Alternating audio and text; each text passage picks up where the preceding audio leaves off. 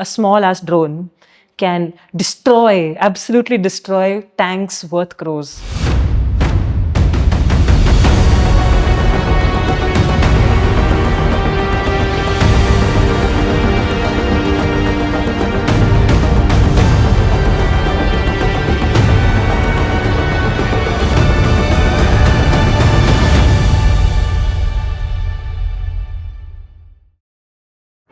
What Armory does is, if there's an enemy drone approaching your territory, you take them down, so your territory is safeguarded. And also it can be used in defense space and also in private sectors. Where they're even bringing down crores worth of tanks. And something like this presents such a strong statement itself coming from the client. Building a typical website where you're just scrolling through section after section, disclosing the traditional way of showcasing features and all, would not work for something like this, which had such a strong problem statement at the core. We thought, let's bring in a person who can really build that strong narrative, and that person was Nanki from the motion team.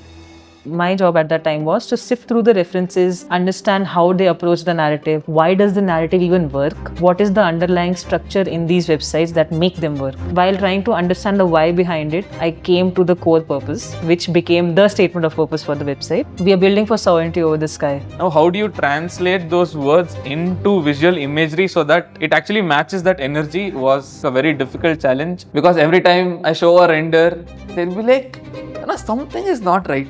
It's not, that feeling is not coming.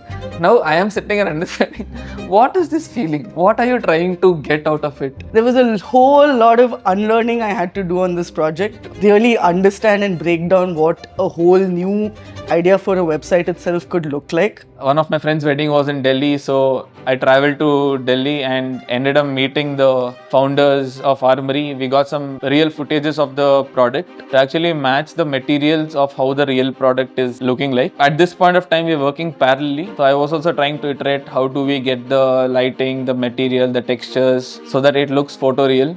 When people talk about threat, it becomes very sensationalized. Subject like defense and sovereignty has to be handled practically and with sincerity. They ensured that the entire stack, concept, design, development, everything they handle internally. So that ensures all of the things happen like lightning speed and all. We also had to ensure that this aspect of them comes through. The tone has a lot of authority but also a lot of positivity. They're like, guys, we'll make it work.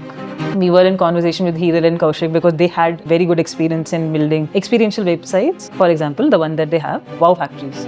So Meju just call us, hey guys, are you all free? You've gotten one interesting project. Come over and hang out. And I guess hanging out is where it began. The starting bits of the copy is where we came into the picture, where we tried to craft it in a way that it incites curiosity. It looks like a hook when you say things like weaponized drones are making airspace unpredictable. Then you have it paired with a body copy. And then how does that happen? Why? And then you have these whole swarm of drones approaching towards you. It's a moment of tension, and we wanted to make sure that the copy is also doing justice, but it's not over explaining itself. It's just there subtly pairing along with the visuals that Nanki makes. The visual is you see a terrain, but you don't really see the drones very clearly. Then you scroll and the camera angle change. That itself gives you a certain feeling. Then we're describing the threat. They're fast, autonomous, they're uncontainable. Then we're peaking the hype with the counter, not under our watch. Then we introduce our statement of purpose, resolving the hype. We're building for sovereignty over the sky. Then it's just sustained for some time. Then to slowly bring it down, we bring in the product. Then we give the reins to the viewer. Now we're talking about features and capabilities. You are free to navigate as you wish. And then once we go through all of that, we bring the problem statement again. Drones have redefined warfare. But the thing we change is the point of view that we're showing it from. We're essentially showing the impact Armory has and what the drones will actually see. But it felt right to bring in another deeper layer to that. It's trying the entire narrative, why they exist, why it needs to be done together. From the first time, we're building for sovereignty over the sky because sovereignty isn't given, it's built. When she started building that real strong narrative, it gave me an idea that we need to identify what sort of core mood that the entire website should capture. The fact that the product is doing this whole detection where it's identifying the threat that is there at the core needed to come through in the sort of graphics that we built. So we worked with the development team, with the motion team, and we built these really unique graphics which are interactive as well. And in terms of animation, the homepage has 800 frames of animation, which is like a nightmare to the developers. I bothered Vignesh a lot about decreasing those number of frames because the hero section had two do image sequence animations. From 700 frames, it became 800 frames. Yeah, he added 100 additional frames. We really needed those 800 frames to tell the whole narrative of what Nanki had written. When we were researching and building the website, we were also thinking what sort of animation we can introduce. So Rashri did work on Wow Factories and Kuzo before, and given that they both have the image sequence, we knew Rashri is the person to go for Armory website. I had the creative freedom to add few additional things which were not originally in the design. For example, the preloader animation. We had 700 plus frames in the website. We had to make sure that the scroll was seamless without any jumps. I did some ideation with Claude, keeping in mind that the whole vibe of the website is about detection and scanning.